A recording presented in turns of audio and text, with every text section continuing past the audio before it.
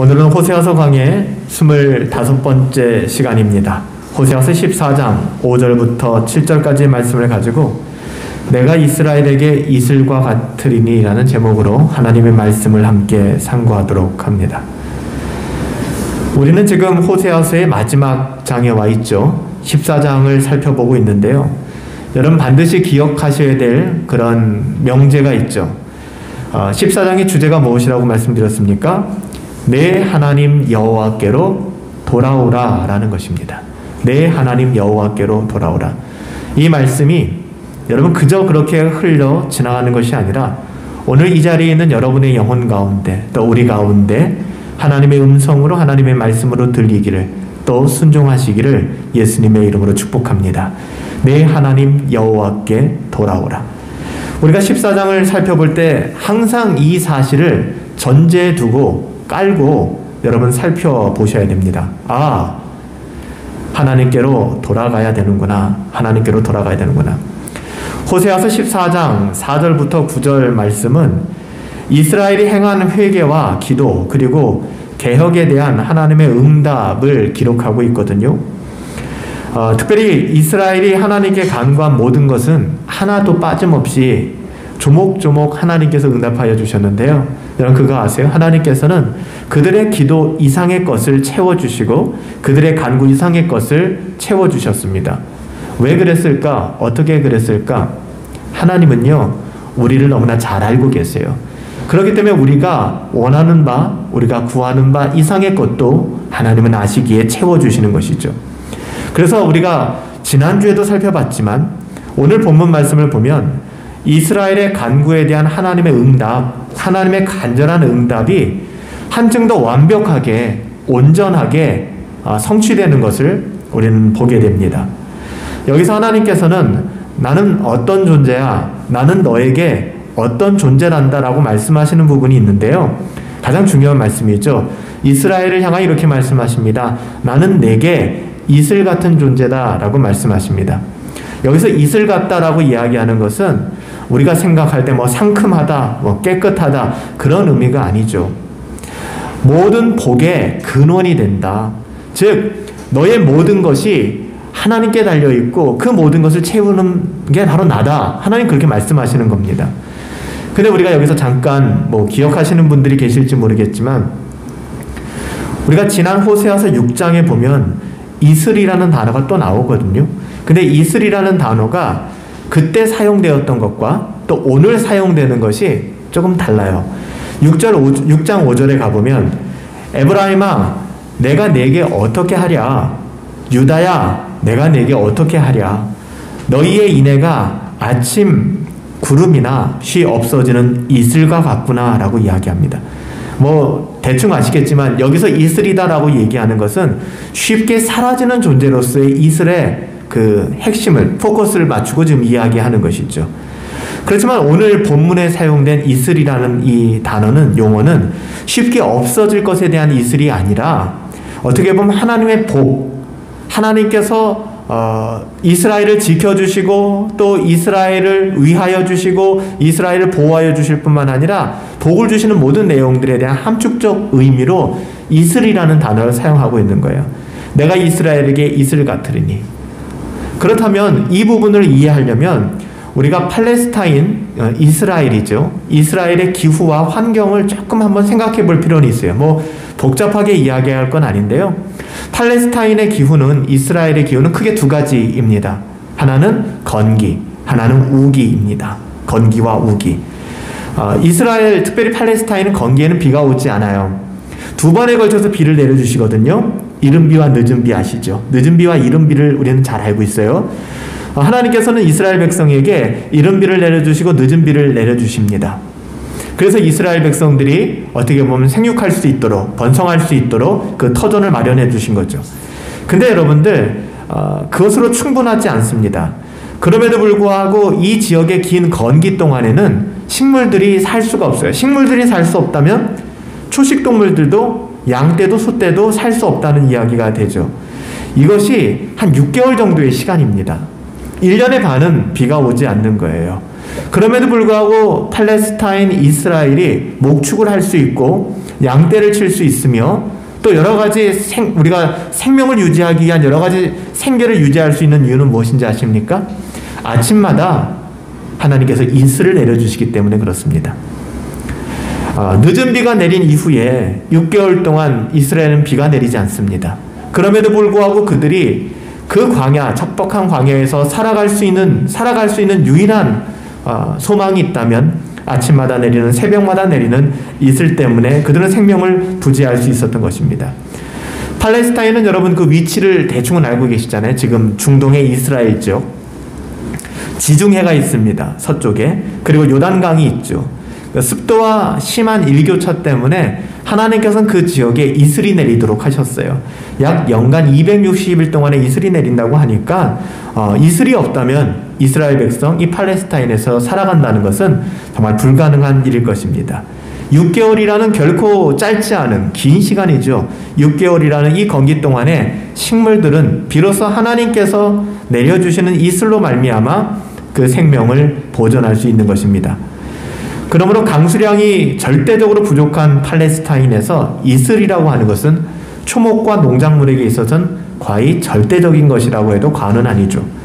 따라서 오늘 본문에서 내가 이스라엘에게 이슬이 되겠다, 그리고 이렇게 언약하여 주신 것은 광야와 같은 인생을 사는, 나중에 곧 아시리아에 의해서 북이스라엘이 멸망당하고 소망이라고는 일도 없는, 찾아볼 수 없는 그 비참한 가운데 있는 그들을 하나님께서는 이슬과 같이 막 비를 내리는 게 아니에요. 보이지 않아요. 뭔가 와닿지도 않아요. 근데 아침마다 촉촉히 내려주시는 그 이슬을 통해서, 여러분 그런 거 있지 않아요? 우리도 하나님이 지금 눈에 정말 우리 눈에 선명하게 보이게끔 그렇게 역사하시거나 우리의 몸에 전율이 일어날 만큼 그렇게 역사하시는 건 아니라 할지라도 마치 이슬비와 같이 촉촉하게 젖어서 우리가 하루하루 살 힘을 얻게 되고, 절망 가운데 우리도 모르게끔 그냥 어쩌다 보니 빠져나왔지라고 생각할지 모르겠지만 하나님이 지켜주시고 보호하셨기 때문에 여러분 이 자리에 서 있는 거 아니겠습니까?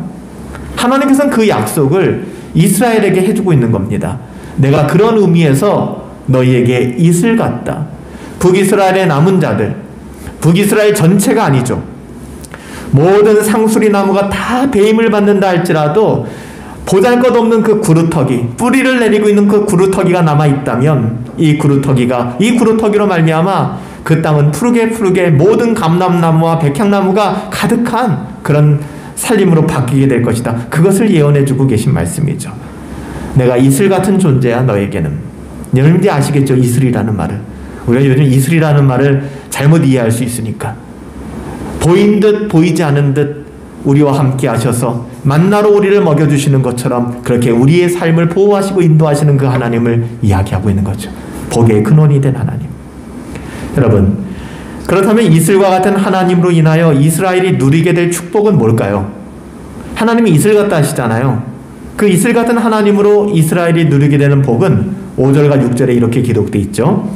내가 이스라엘에게 이슬과 같을 것인데 그 결과 그가 백합화같이 필 것이고, 여러분 광야입니다. 광야 땅에서 백합화같이 핀다는 게 무슨 말입니까? 또한 레바논 백향목같이 뿌리가 박힐 것이라. 또한 그의 가지는 넓게 퍼져서 그의 아름다움은 감람나무 같겠고, 심지어 그의 향기는 이 광야에서 레바논의 백향목같이 아름답게 될 것이다. 진짜 놀라운 표현이에요.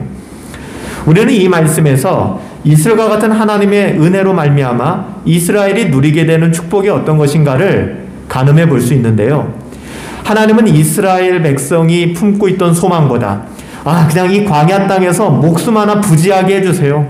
이 광야 땅에서 그냥 굶어 죽지만 않게 해주세요. 이것이 그들의 아주 근본적인 소망일 수도 있어요. 근데 그 소망을 뛰어넘어서 하나님의 자녀다운 삶, 그리고 어떻게 이런 삶을 살아가지? 광야에서 백합화라니, 광야에서 백향목이라니, 감람나무의 향기라니, 이게 가능해? 오히려 반문하는 그들을 향하여 너희가 그러한 삶을 누리게 될 거야 라고 말씀하는 거예요. 비록 팬데믹 상황에 힘들고 어렵고, 어떤 분들 가운데는 팬데믹이라는 게 눈에 들어오지 않을 만큼 개인의 어떠함 때문에 힘들어하시는 분들도 좀 많을 거라고 생각해요. 팬데믹 때문에 힘든 것보다 더 힘든 나 개인의 어떠함 때문에. 그래서 내 인생이 광야 같고 끝도 보이지 않고 이번 생엔 망한 것 같고, 여러분 그렇다 할지라도 그 인생을 향하여 하나님께서 말씀하시는 거예요. 그렇지 않아. 네가 내게 돌아오고 그리고 이슬 같은 그 하나님의 은혜를 네가 경험하게 될 때 네가 정말로 말도 안 된다고 하는 너의 인생에 백합화가 피게 될 것이야. 뿐만 아니라 백향목이 뿌리 내리게 될 것이고 감람나무의 향기가 너의 삶을 진동하게 될 거야. 얼마나 아름다운 언약의 말씀입니까? 뿐만 아닙니다. 나만 잘 되는 것이 아니라 그 백향목의 가지가 옆으로 쫙 퍼져나가는 거예요. 한번 상상을 해보세요. 감람나무 같이 아름다워질 거라고 얘기합니다. 레바논의 백향목. 여러분, 이 말씀은 지금 그저 그런 삶을 사는 사람이 아니라 회개하고 돌아온, 하나님밖에는 없어요. 오늘 호세아서가 계속해서 이야기하고 있는 것처럼 여호와께 돌아가자. 하나님께로 돌아온 이스라엘 백성이 하나님의 은혜로 아주 빨리 회복하게 될 것, 그리고 근본적으로 회복하게 될 것에 대한 약속입니다. 여러분, 백합화는 저도 잘 모르지만 보니까 굉장히 잘 자라는, 빨리 자라는 식물이라고 해요. 백합화같이 자라겠다는 것은 아름답기도 하지만 너희들의 침체가 오래가지는 않을 거야. 백합화같이 곧 꽃이 피게 될 거야. 근데 백합화는 피었다가 확 져버리잖아요. 그러니까 하나님께서 뭐라고 지금 예언의 말씀을 주고 계십니까? 뿌리가 견고하지 못한 백합화가 있으니까 너희의 뿌리가 견고함을 이야기하기 위하여 너희가 레바논의 백향목같이 그 뿌리가 깊어질 거라고 얘기하는 거예요. 완벽한 회복을 이야기하는 거예요. 내적으로나 외적으로나 양적으로나 질적으로나 완벽한 회복이 내게 있을 거야. 저가 백합화같이 피겠고 레바논 백향목같이 뿌리가 박힐 것이라는 것이 바로 그것을 예언하고 언약하여 주는 말씀이죠. 여러분, 백향목을 보신 적 없죠? 말로만 들어보셨죠? 레바논 산지는 굉장히 험준하고 또 환경적으로도 좋지 않은 자연환경입니다. 거기에서 자라는, 냉기를 품고 자라는 거대한 침엽수가 바로 이 백향목입니다. 여러분, 굉장히 악조건 속에서 이 나무가 자라기 때문에 굉장히 단단하다고 합니다. 그러니까 우리나라도 뭐 광화문 같은 거 복원할 때 아무나 쓰지 않잖아요. 강원도 동해시에 있는 그 적송마을 이런 데 가서 오래된 그 소나무 베어다가 그렇게 나무를 쓰지 않습니까? 여러분, 특별히 이스라엘이 성전을 건축할 때 솔로몬이 사용했던 나무가 백향목입니다. 굉장히 단단하고 굉장히 좋은 나무예요. 키가 한 30m나 되고요. 그리고 그 둘레는 무려 10m가 넘는 나무들이 많다고 합니다.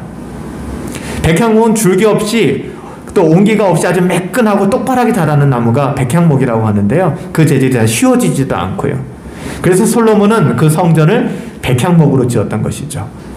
근데 하나님께서는 지금 다 죽어가는 이스라엘 백성, 영적으로 정말 파탄 지경에 이른 이스라엘 백성을 향하여 너희가 돌아오라는 거예요.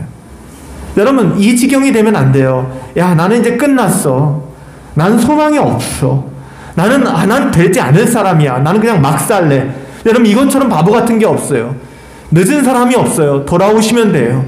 아무리 내 인생이 이번 생은 망한 것 같고 아무리 나의 삶이 정말 너무 뻔뻔스럽다, 내가 어떻게 또 하나님께로 돌아가, 라는 생각이 들지 모르겠지만 상관없어요.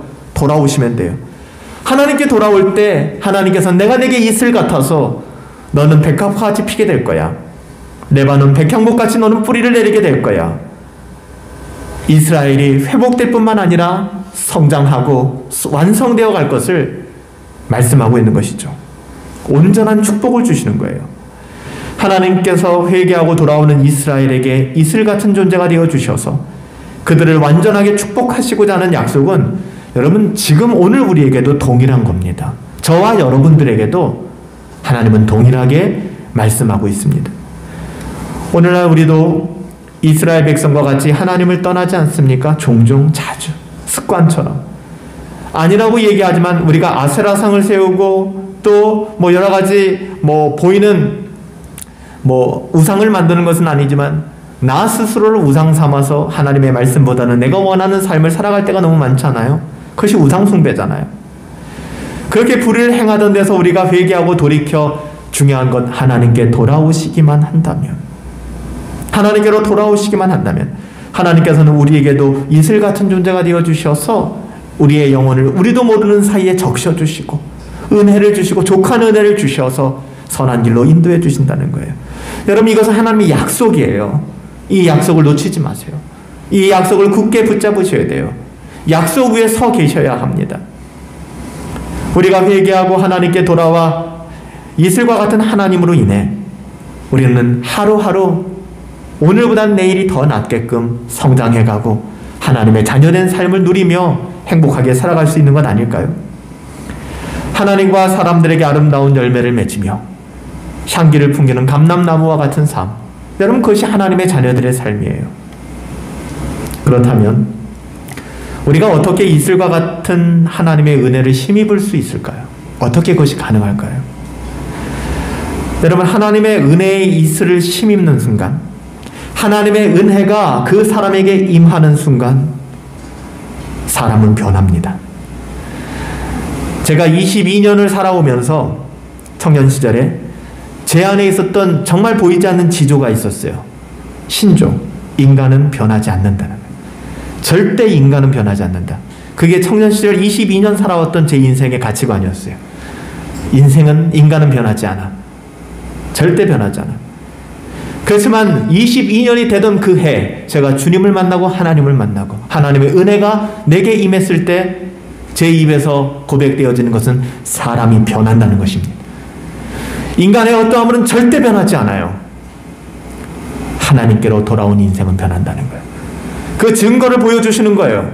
누구를 통해서? 절대 변할 수 없다고 생각했던 내 자신의 변화를 통해서. 저는 절대 변할 수 없다고 생각했어요. 저는 저의 어떠함으로 똘똘 뭉친 사람이었어요. 근데 하나님께서 제 영혼에 찾아와 은혜를 주시니까 제 영혼이 변화되기 시작하더라고요. 그래서 뒤늦게 청소년기에 저를 알았거나 중학교, 고등학교를 같이 다녔던 동기들이 저를 만나면 놀래요. 목사가 되었다는 사실에 놀랄 뿐만 아니라 제가 말하는 가치관에 놀랍니다. 변한 것이죠. 인간은 바뀔 수 있는가? 인간은 변화될 수 있는가? 바뀝니다. 변화됩니다. 나의 어떠함이 아니에요. 하나님께로 돌아올 때, 하나님의 은혜를 비추어 주실 때, 그 이슬로 우리의 영혼을 적셔 주실 때, 하나님의 은혜의 이슬을 힘입는 순간 결코 변할 수 없을 거라고 생각했던 그 사람, 나 자신이 변화되기 시작합니다. 아무리 사악하고 나 자신만 알고 내 배만 불리고 이기적이고 야 인간 말종이다라고 생각했던 내 자신을 바라보며 괴리감을 느끼며 살아가던 그 사람에게 하나님의 은혜가 임하니까, 하나님의 이슬이 임하니까 그 사람 변하게 되는 거예요. 선한 사람으로. 나 자신을 포기할 줄 알아요. 양보할 줄 알아요. 손해볼 줄 알아요. 세상의 어떠함에 급급하지 않아요. 예수 닮은 삶을 살아가기 시작하는 것이죠. 그런데 문제는 우리가 어떻게 하나님의 은혜의 이슬을 그럼 힘입을 수 있을까 아니겠습니까? 물론 근본적으로는 주님이 찾아오셔야죠. 삭개오가 주님을 찾아 나선 것이 아니라, 우리가 누누이 말씀드리지만 성경에 삭개오가 주님을 찾아 나선 것 같지만 성경 본문을 보면은 주님이 삭개오를 찾잖아요. 삭개오야, 삭개오야. 얼마나 놀랐을까요? 자기 자신이 하나님을 찾아왔다고 생각했는데 오히려 우리의 이름을 부르며 지명하여 불렀나니 너는 내 것이라 먼저 우리를 부르시는 하나님, 오라, 하나님이 나를 찾고 계셨구나. 여러분, 근본적으로 하나님이 우리를 찾고 우리를 부르고 계시지만 여러분, 하나님의 은혜의 이슬을 신입기 위해서는 먼저 하나님께로 돌아가고자 하는 마음이 있어야 됩니다. 물론 그 마음도 하나님이 주시는 거죠. 우리의 죄사함을 위하여 오라, 우리가 변론하자. 너희의 죄가 주홍같이 붉을지라도 진홍같이 붉을지라도. 우리의 모든 죄가 동에서 서가 먼 것 같이 멀게 하시는 그 하나님, 유일하게 우리의 죄의 문제를 해결하실 수 있는 분. 여러분, 이 세상에 그 어떠한 돈으로도 안 되고 명예로도 안 되고 권력으로도 안 되는 우리의 죄의 문제를 해결할 수 있는 그분, 제일 먼저 죄사함을 얻기 위하여 하나님께로 나아가셔야 합니다. 그 다음에는 거기서 머무는 것이 아니라 우리의 삶을 좀 더 하나님의 자녀답게 살아버리라. 양보하며 포기하며 나누며 살겠다. 이기적으로 살지 않겠다라는 나의 삶을 개혁하겠다는 나의 삶의 주인이 우리 하나님이라는 사실을 나의 삶으로 증명하겠다라는 날마다 경건을 추구하며 하나님께로 나아가셔야 합니다. 우리가 이와 같이 하나님께로 나아갈 때 우리는 하나님의 은혜를 더욱더 경험하게 될 것이고 덧입게 될 것입니다. 우리가 이슬과 같은 하나님의 은혜를 신입기 위해서 하나님께서 약속하신 것을 신뢰하는 동시에 우리에게 주신 모든 은혜의 방편들, 여러분 하나님의 언약을 기억하시죠? 약속, promise, 약속. 하나님이 약속하셨어요. 여러분 하나님의 영광이 우리가 예배한다고 하나님의 영광이 더 많아지나요? 숫자적으로? 우리가 예배한다고 해서 5였던 하나님의 영광이 10이 되고 우리가 막 헌금하고 우리가 헌신하고 우리가 순교한다고 해서 10이었던 하나님의 영광이 100이 되나요? 아니에요. 하나님의 영광은 인간의 어떠한과 상관없이 일정합니다. 하나님의 은혜도 일정해요. 네, 충만합니다. 우리가 보태거나 덜할 수 있는 존재가 아닙니다. 여러분, 하나님의 은혜는요, 동일해요. 중요한 건 그 은혜가 어떻게 우리에게 임하는가 하는 거예요. 내가 손이 짧아 너희를 구원하는 못하는 것이 아니다라고 말씀하시잖아요. 너와 나 사이에 죄악의 간극 벽이 있다는 거예요. 그래서 내가 너희를 만질 수가 없다는 거야. 그 벽이 제거되어야 되는 겁니다. 여러분, 하나님의 은혜 충만합니다. 근데 그 은혜가 왜 내 은혜가 되지 못하는 것일까? 왜 저 사람은 하나님의 은혜 가운데 충만하게 거하는 것 같은데 왜 나는 은혜를 누리지 못하는 것일까? 나는 왜 이렇게 무미건조한 삶을 살아가는 것인가? 나는 이 설교를 듣고도 저 사람은 저렇게 가슴이 뛰고 저 사람은 저렇게 감격해 하는데 왜 나에게는 아무 감흥이 없단 말인가? 여러분, 하나님께서 우리에게 은혜를 주실 때에 그 은혜를 모든 사람에게 주셨는데 그 은혜를 받는 통로가 있다는 거예요. 방편이 있다는 겁니다. 그게 뭐라고요? 말씀과 기도입니다. 말씀과 기도 없이 은혜를 누릴 수 있는 사람 아무도 없어요. 하나님께서 우리에게 은혜의 방편으로 말씀과 기도를 주셨잖아요. 우리는 말씀과 기도를 통하여 하나님의 은혜를 받을 수 있어야 합니다. 그러므로 우리는 말씀과 기도로 하나님께로 돌아와야 합니다. 오늘 여러분들 잘 오셨잖아요. 하나님의 말씀 붙들고. 여러분, 이것이 누누이 말씀드리는 경건을 추구하는 삶이에요. 아침마다 일어나서 하나님의 말씀을 보지 아니하면 내가 살 수 없다라는 그 마음의 간절함. 하나님께서 우리에게 은혜의 방편으로 말씀과 기도를 주셨습니다. 우리는 말씀과 기도를 통하여 하나님의 은혜를 받고 누릴 수 있어요. 여러분, 간절히 부탁드립니다. 여러분, 이 팬데믹 상황에 신앙도 움츠러들고 여러 가지 많이 힘드시잖아요. 여러분, 여기 나와 계신 것보다 더 중요한 본질은 여러분 영혼이 사셔야 되잖아요. 여기 나와만 앉아있으면 마당만 밟고 가면 뭐합니까? 여러분 영혼이 살아나셔야 될 거 아니에요. 인간답게 사셔야 될 거 아니에요. 하나님의 자녀답게 사셔야 될 거 아니에요. 그냥 소, 돼지처럼 자기의 배만 불리고 나 자신의 어떤 만을 위해서 살고 간다 그러면 너무 비참한 거잖아요. 우리는 하나님의 형상대로 창조된 사람들이고 우리는 잃어버린 하나님의 형상을 회복해야 되는 사람들이잖아요. 그렇잖아요, 여러분들? 남이야 어떻게 살든 간에 세상이 뭐라고 이야기하든 상관없잖아요. 우리는 하나님 뜻대로 살아가는 사람들. 여러분, 하나님의 은혜의 방편을 놓지 마세요. 누가 시켜서 기도하는 거 아니잖아요. 누가 시켜서 말씀 보는 거 아니잖아요. 여러분, 기도하세요. 말씀 보세요. 여러분의 영혼이 회복되어질 것입니다. 하나님의 은혜가 이슬처럼 내리게 될 것입니다. 근데 중요한 게 뭔지 아세요? 참 놀라워요. 호세아 선지자는 지금 이슬 같은 하나님의 은혜로 말미암아 이스라엘 너희만 복받는 것이 아니라 너희 그늘 아래에 있는 모든 이들이 복을 받게 되었다, 이런 얘기를 하세요. 이게 무슨 말일까요? 여러분, 우리가 하나님을 믿고 온전히 신앙생활할 때 우리 자신만 복을 받는 것이 아니라 여러분의 가정이 복을 받게 될 것입니다. 여러분이 만나는 모든 인간관계, 여러분이 만나는 모든 사람들이 복을 받게 될 거예요. 이것이 성경적인 이야기입니다. 그렇다면 보세요. 이스라엘의 그늘에 거하는 자. 그러니까 다시 한번 생각해 보세요. 이스라엘이 광야와 같아요. 광야.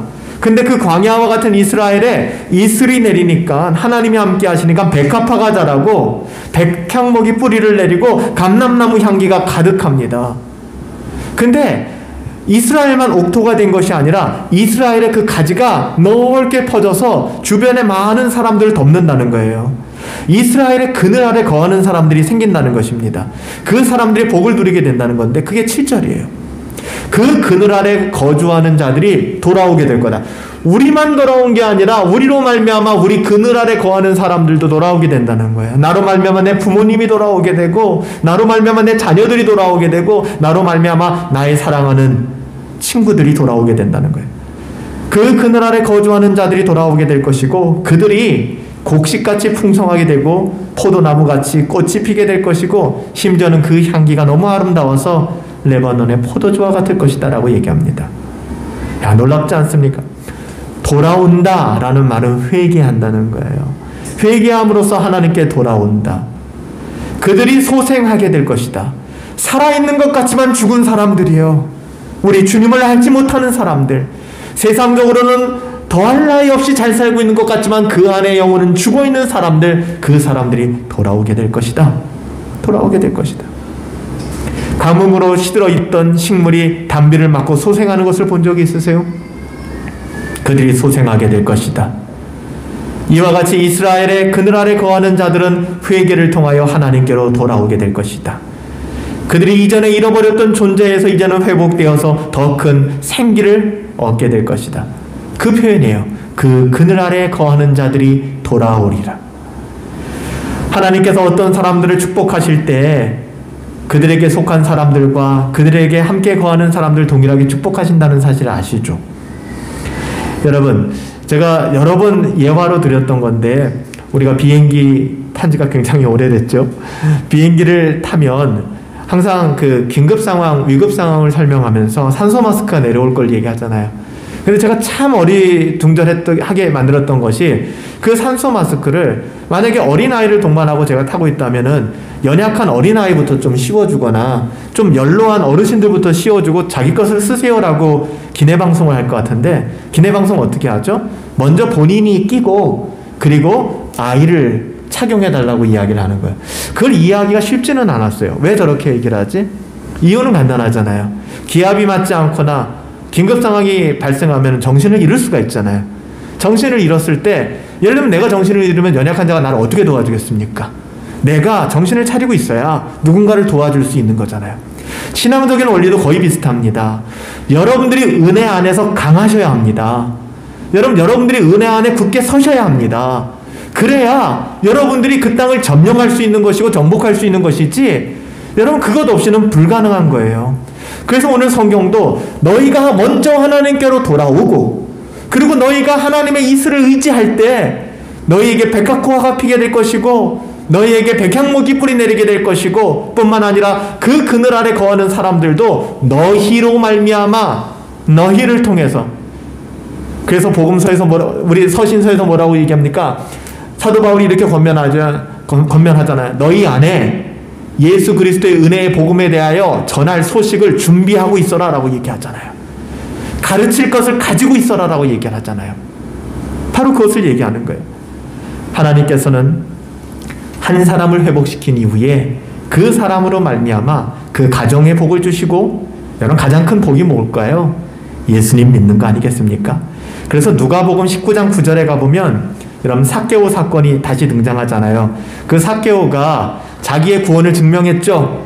자기가 누구 등쳐먹고, 그렇죠? 누구 이렇게 사기쳐서 그렇게 했던 돈 율법대로 갚고, 그 배로나 갚고, 자기의 전 재산 반 나눠서 가난한 사람들 주고, 자기의 삶으로 나 구원받은 신자임을 막 증명하잖아요. 입술로만 얘기하는 게 아니라, 여러분 내가 어떤 한 기사를 봤는데 얼마나 슬펐는지 아세요?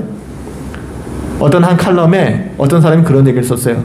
기독교인들의 목에 십자가를 매게 하자. 재수 없는 인간들. 딱 봐도 기독교인인지 알게끔. 이런 칼럼을 썼어요. 도대체 교회가 어떻게 가길래, 신자들이 어떻게 살아먹길래 도대체 어떻게 이런 얘기를 들을까?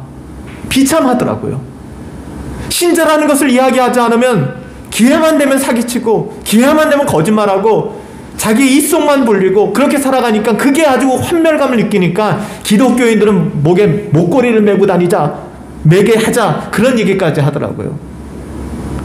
사랑하는 여러분들, 신자의 삶이 뭘까요? 삭개오가 나 예수님 믿었어 하고 끝나지 않습니다. 이례적으로 예수님께서는 삭개오의 삶을 다 공개하시잖아요. 율법대로 몇 배를 갚는 거에 배 이상 갚았으면 충분한 거예요. enough, 충분해요. 삭개오 너 충분히 했어. 근데 갑자기 삭개오 돌발 발언하잖아요. 내 재산의 반 떼어서 가난한 사람 주겠습니다. 그리고 세리와 창기와 소외된 자들 다 모아서 잔치를 열잖아요. 그때 우리 주님이 하신 말씀이에요. 한 사람이 그리 변화되니까 주께 돌아와 주의 이슬의 은혜를 누리며 백합화가 그 영혼 가운데 피게 되고 백향목같이 뿌리 깊은 신앙이 회복되어지니까 우리 주님이 친히 하신 말씀, 오늘 구원이 이 집에 이르렀으니. 오늘 너 삭개오 구원받았어, 잘했다가 아닙니다. 이 집에, household, 너희 가정에, 너희 가문에 구원이 이르렀구나. 이 사람도 아브라함의 자손이다. 여러분 탐나지 않습니까? 이 칭찬이. 하나님, 나도 이 칭찬 듣고 싶어요. 나로 말미암아 내 가정이 구원을 받았다라는 그 이야기. 주님은 삭개오를 구원하시고 이 집에 구원이 이르렀다라고 했습니다. 삭개오 한 사람으로 말미암아 온 가족이 구원받게 된 거예요. 여러분 빌립보 아시죠? 빌립보지요. 사도 바울과 실라가 복음을 전하다가 바울과 실라가 빌립보 감옥에 갇혔어요. 빌립보 감옥에 갇혔는데 엄청나게 고문도 당하고, 근데 지진이 일어났어요. 감옥이 다 무너졌어요. 충분히 자력으로 도망갈 수 있어요. 정당한 일입니다. 억울하게 갇혔으니까. 근데 내가 도망가면 간수들이 고스란히 피해를 입는 거 알아요. 그래서 바울과 실라가 도망가지 않아요. 이것 때문에 간수장들이 감동하죠. 우리가 어떻게 구원을 얻을까라고 물어봤을 때 주 예수를 믿으라. 그리하면 너와 내 집이 구원을 얻으리라. 너와 내 집이 구원을 얻으리라. 그렇게 시작된 게 빌립보 교회였어요. 빌립보 교회.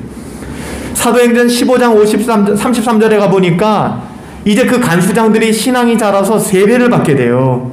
세례를 받는다는 건 목숨을 내놓는 겁니다. 로마의 간수장들이. 그 사람들이 예수를 위해서 직장을 포기하고 예수를 위해서 자기 생명을 포기하고 세례를 받게 되는 거예요. 이때 사도행전 15장 33절에 뭐라고 얘기하는 줄 아십니까? 간수장들만 세례를 받은 것이 아니라 간수장과 그의 온 집이 세례를 받았더라 라고 기록합니다. 여러분 여기서 끝나지 않습니다. 여러분 조금 더 앞으로 가서 창세기를 보면 창세기 22장 17절에 아브라함을 부르시면서 뭐라고 말씀합니까? 아브라함뿐만 아니라 아브라함 온 집에 하나님께서 복을 내리시겠다고 말씀하시잖아요. 여러분 이것은 좀 더 확대돼서 여러분의 직장, 여러분의 사업, 여러분의 관계권, 불신자들이 포함된 관계권 안에도 적용될 수 있어요. 창세기 39장 5절에 가보면 요셉이 등장하지 않습니까? 그 요셉이 보디발의 집에 종으로 팔려가게 됩니다. 어떻게 보면 인신매매 당해서 팔려가게 되잖아요. 근데 이렇게 나옵니다. 보디발이 요셉에게 자기 집과 모든 소유물을 주관하게 한 때부터 여호와께서 요셉을 위하여 백합화와 같고 백향목과 같은 하나님의 사람 이 요셉을 위하여 애굽 사람의 집에 복을 내리심으로라고 기록되어 있어요. 여호와의 복이 그의 집에 밭에 있는 모든 소유에 미쳤다. 여러분 하나님은 그런 하나님이세요. 이스라엘의 그늘에 거하는 자는 그 향기가 레바논의 포도주와 같을 거예요. 여러분 축복하는 것은 여러분이 가는 모든 곳에, 여러분 삶의 모든 자리에서 하나님의 자녀다는 아름다운 향기가 바라기를 예수님의 이름 축복합니다. 이게 하나님의 자녀들의 삶이에요. 이게 언제 더 잘 드러나느냐? 이런 팬데믹 상황. 나 자신 추스리기도 힘들고 아주 극도로 이기적이 되고 극도로 자기 자신만을 위해 살도록 최적화된 시기. 여러분 이때 믿음이 등장하는 거예요. 하나님의 자녀들의 그늘에 거하는 사람들, 그들과 함께하는 사람들은 레바논의 향기로운 포도주와 같이 더불어 자신과 함께하는 모든 사람들에게 하나님의 기쁨을 주는 존재가 될 것이다 라고 얘기합니다. 메마른 땅에 내리는 이슬과 같은 하나님으로 인해 이스라엘뿐만 아니라 하나님께로 돌아온 이스라엘, 하나님의 자녀들과 함께하는 사람들에게도 하나님께서는 넘치는 복을 주셨고 그 복이 또다시 흘러가게 만들어 주셨습니다. 사랑하는 여러분, 하나님께로 돌아갑시다. 그리고 광야 같은 환경과 상황 속에서 세상의 어떠함을 의지하는 것이 아니라 참된 소망 되시는 하나님, 메마른 광야에 생명을 주는 이슬과 같은 그 하나님 안에 거함으로 말미암아 우리의 영혼도 살고 우리와 더불어 살아가는 모든 이들의 생명 또한 구원하는 생명을 누리며 복음을 누리며 전하는 삶을 살 수 있기를 바랍니다. 여러분, 늦은 비, 이른 비에만 너무 집중하지 마세요. 뭔가 비가 쫙 내려야 하나님 감사합니다. 우리 이러거든요. 비가 내리지 않아도 아침마다 우리가 깨어있지 않은 그 시간에 하나님은 이슬을 내려주셔서 우리의 삶을 인도하세요. 우리가 이렇게 버텨낼 수 있는 것 하나님이 하신 거라는 생각 안 드세요? 우리에게 그래도 견뎌내고 그래도 긍정적인 생각을 가지고 이렇게 씨름할 수 있는 것 나의 어떠함이라고 생각하세요? 하나님이 이슬같이 우리에게 내려주시고 우리를 돌봐 주시기 때문입니다. 성령 하나님께서 오늘 이 시간 우리 모두에게 은혜를 주셔서 우리 가운데 이런 은혜의 역사가, 이런 하나님의 복을 누리며 전하는 역사가 있게 되기를 예수님의 이름으로 축복합니다. 우리 같이 한번 잠시 기도하는 시간 가졌으면 좋겠어요.